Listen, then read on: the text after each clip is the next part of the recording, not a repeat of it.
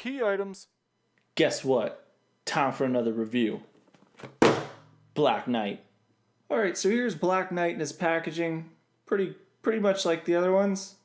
I don't know what we can say about packaging at this point that hasn't already been said again, before this. So, on the side, you got his face, and then you got him, and then he's the wave that he's part of.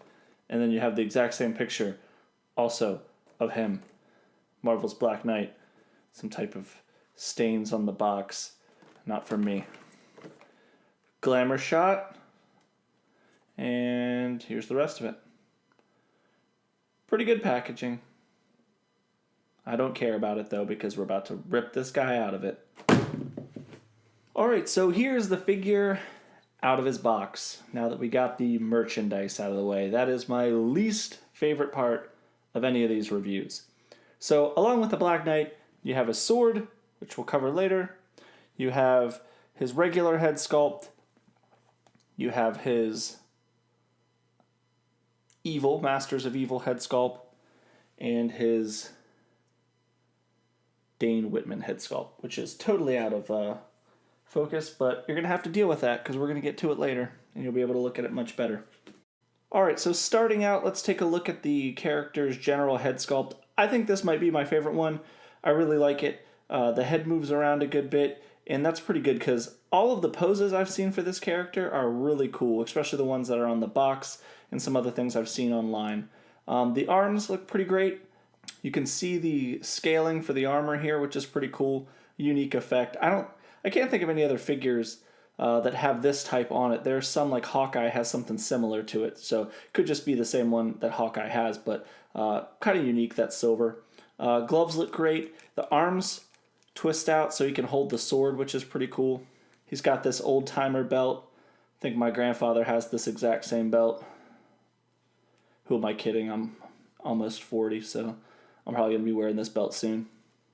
Here's his leg armor, pretty similar. Oh, you know what? You know what I bet this is? This looks a lot like the Green Goblin's. Just repainted Green Goblin legs and arms. Yep, I bet that's 100% what that is. I'll have to compare it. And then you have his old-timey boots. Paint job's pretty good. Alright, let's discuss the one thing right off the bat I do not like about this figure. The cape! Bro, the cape is removable. I do not like that. I don't like the fact that you can pop this off so easily. I wish it had a little bit more stick to it. If this was a figure, if you're a kid and you're going to be playing with this cape is probably coming off and it's staying off because it's just too difficult to stay on when you're trying to use them for anything. That being said, let's take it off again. So here's the back of the figure. Nothing special here, just his vest wrapping around his armor. His armor would be wrapping around here, leather-plated armor. Same back, you got his loincloth here going into his underoos. Overall, pretty good looking character, so let's take a look at the other head sculpts. Alright, so here is the Nathan Garrick Masters of Evil head sculpt. I gotta tell you, I was expecting this to be my least favorite head sculpt, but I don't know. Now that it's on here, it's pretty badass looking.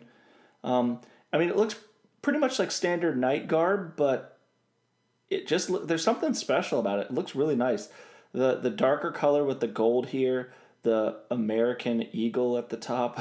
I mean, obviously he's a British character, but that eagle looks pretty cool at the top there. Yeah, I expected this to be my least favorite head sculpt, and now it might actually be my favorite. All right, and your last head sculpt is the Dane Whitman head sculpt. And this one looks pretty good, except for, it probably would be my favorite, except for the fact that it's kind of hard to tell, but there's some discoloration here. Almost it looks like some oil issues with it, but the helmet is definitely a different color in certain areas. So it looks good, but it almost looks dirty, like I've been eating pizza and then playing with this head sculpt, and I definitely have not. So it just looks, I don't know, something looks off about it. And it would be my favorite head sculpt if it wasn't for that portion of it. But I think I got to give it to the Masters of Evil head sculpt. This one looks great. Look at my serious face. This is my serious face. So Dane Whitman is actually the only one of these head sculpts that I believe is actually a hero. Black Knight is a hero. The other ones are members of Masters of Evil. All right, next up we have the fabled Ebony Blade. Pretty standard. Nice little sword. Nothing special to it. It's it's kind of flexible. I'd like it to be a little thicker, but you know, it works. Works for the figure. Let's see what it looks like posed up with the character. And here's the figure with the sword, held two-handed, like any proper knight would when you're about to smite someone.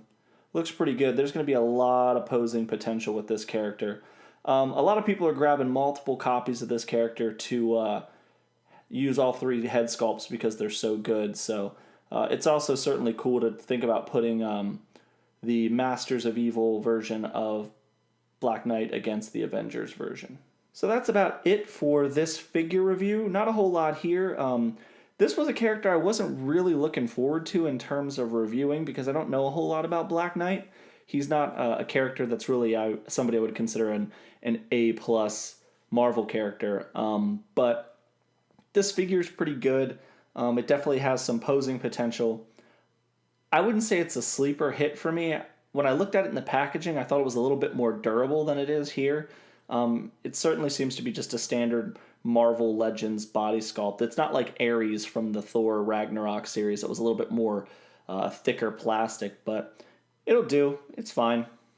So that is it for this Marvel Legends figure. Overall, a pretty good figure, but it's not something I would really rush out and get. If it's a figure that you want because you're trying to complete the Cull Obsidian wave, then it's certainly worth it, but definitely don't pay the prices that you see out there for it right now. That is it for this Marvel Legends review. If you guys like this content, please make sure to like and subscribe, and also check out our other channel, Key Issues, if you haven't already. That's where we cover all of the latest comic book films, television, and comic book news. This has been Nick from Key Items, and you know the motto, comics over everything.